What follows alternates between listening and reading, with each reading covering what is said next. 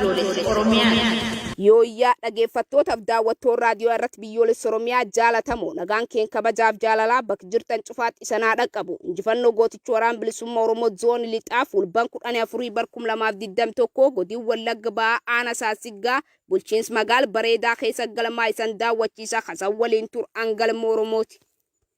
Abdiif wanti sabaa gootichi waraana bilisummaa Oromoo zoonii lixaa umni furgaatuun urjii lolaa godina Wallagga Ba'aa Aanaa Saasiggaa bulchiinsa magaalaa Bareedaa keessatti fulban 14 bar 2021 lol jajjaba loltoota gabrooffata Itoophiyaa ilmaan abiyootu waliin geggeessaa oole.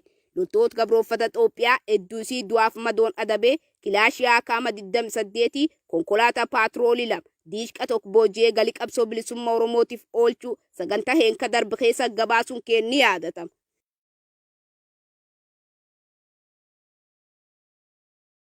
Gootichi waraana bilisummaa Oromoo akkuma weerartuu ilmaan abiyoota akka udaan tarrii wal tuulte dhufte akka baal mukaa irraa harcaasuun konkolaataa isiin dhufteen dhuunfatee magaalaa Bareedaa seenuun simanna guddoo nam gammachiisu hagammachuu heed darbee nam boochisu uummata magaalaa Bareedaa gammachuun maraatee waya gatee qulla horiiwwan simatamaa oole. Viidiyoon kun kan injifannoo gaafasiitti itti dhiyaadhaa daawwadha.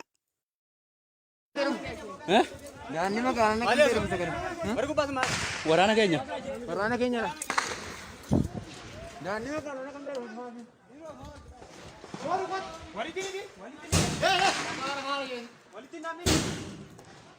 Gadi eegi.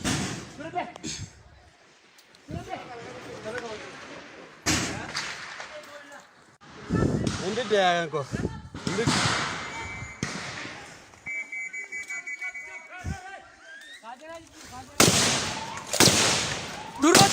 Durati.